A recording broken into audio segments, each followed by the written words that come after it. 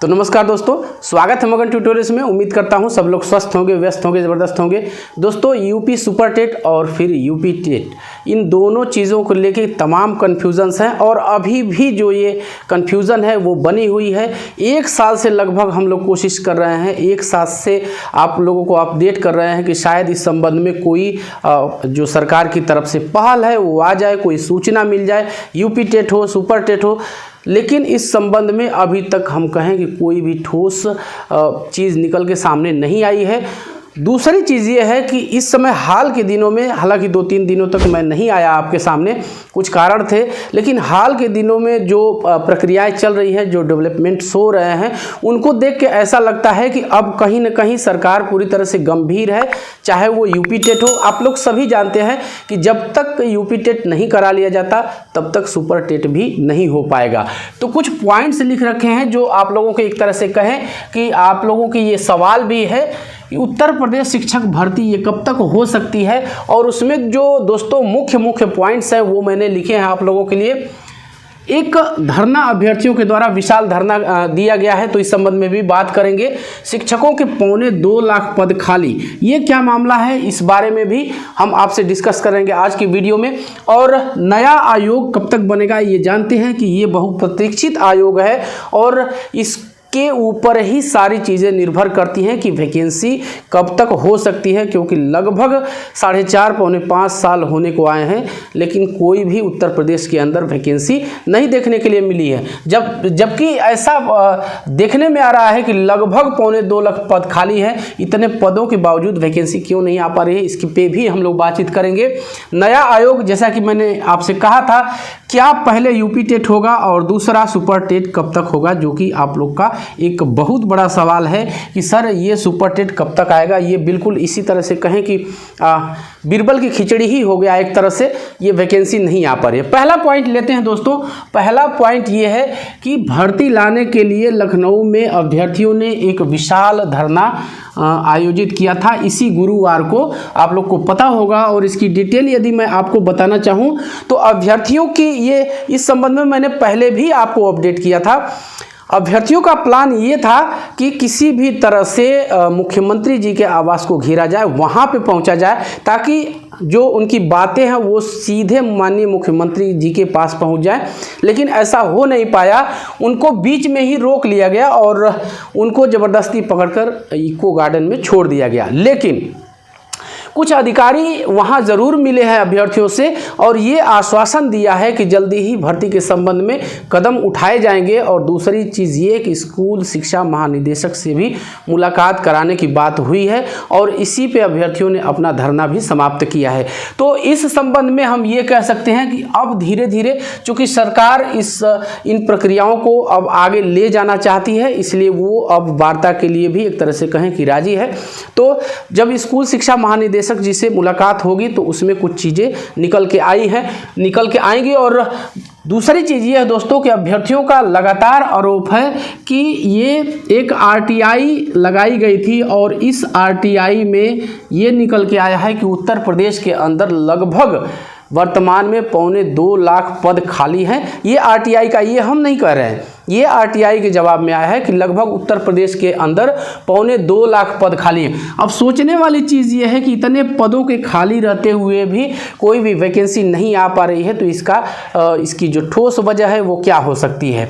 तो पहली वजह दोस्तों है ये नया आयोग। यदि पीएनपी कार्यालय को यदि ये वैकेंसियाँ करानी होती तो शायद अब तक ये वैकेंसियाँ हो जाती। यदि पीएनपी कार्यालय को ये जिम्मेदारी मिलती, उसको एक तरह से कहें कि दिया जाता, तो वो हो सकता था। लेकिन आप लोग जानते हैं कि यूपी टेट का पेपर भी लीक हो गया, सुपर टेट में भी तमाम ऐसे आरोप लगे कि ये काम ठीक से नहीं कर पा रहे। जो 69,000 शिक्षक भर्ती थी उसमें आप लोग जानते हैं आरक्षण घोटाले तक का आरोप लग गया और ये मामला कोर्ट में फंस गया। तो सरकार ये कभी नहीं चाहती थी, सरकार ये चाहती थी कि एक उच्च अधिकार प्राप्त कोई संस्था हो जो इन वैकेंसियों को देखे, और उसी की दिशा में जो ये नया शिक्षा सेवा चयन आयोग है उसकी बात चली। लेकिन ये आयोग भी साल भर से बन रहा है, अभी तक कुछ नहीं हो पाया। लेकिन अभी जो चीज़ें आ रही हैं निकल के, आप लोग को पता होगा, मैंने ही आपको अपडेट किया था कि इसके लिए एक समिति बनाई गई थी समीक्षा करने के लिए, 12 सदस्यीय समिति थी। और आपको ये जान के एक तरह से खुशी होगी, मैंने आपसे कहा था कि जो रिव्यू का या एक तरह से जो प्रारूप तय करने का काम है वो सारा कुछ हो चुका है। इस आयोग का जो कुछ भी बचा है वो माननीय मुख्यमंत्री जी की मंजूरी का काम बचा है, और जैसे ही ये मंजूरी मिल जाती है तो हम ये मान के चल सकते हैं कि ये आयोग पूरी तरह से अपने अस्तित्व में आ जाएगा। तो ये आयोग का काम लगभग अब अपने फाइनल फेज में, हमने कहा भी था कि यदि सब ठीक ठाक रहता है, सब कुछ सारी चीज़ें सही रहती हैं, तो ये आयोग आप मान के चलिए कि इसी महीने में भी पूरी तरह से अस्तित्व में आ जाएगा। और बहुत संभव है कि जो यूपी टेट की नोटिफिकेशन है वो आपको जून में देखने के लिए मिल सकती है। जून में नोटिफिकेशन यूपी टेट की देखने के लिए मिल सकती है। यहाँ पे एक चीज़ आपको क्लियर करना ज़रूरी है दोस्तों कि जब तक यूपी टेट नहीं होगा तब तक शिक्षक भर्ती यानी सुपर टेट की परीक्षा भी नहीं होगी। इसकी कई वजहें हैं। बहुत सारे 15 लाख के लगभग अभ्यर्थी हैं जो अभी पास आउट हो जाएंगे।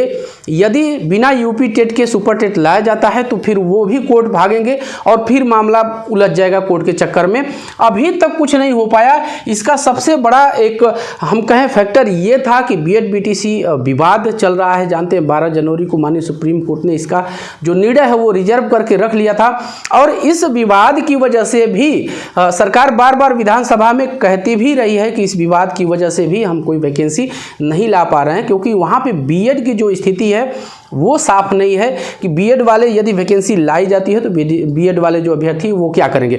हालांकि केवीएस पीआरटी की जो वैकेंसी आई थी वो भी स्मूथली करा ली गई और बीएड के जो बच्चे हैं उनको शामिल करते हुए करा ली गई, लेकिन उनके एडमिट कार्ड पे ऐसा मेंशन है कि जो आपका अभ्यर्थन है वो माननीय सुप्रीम कोर्ट के निर्णय के अधीन होगा।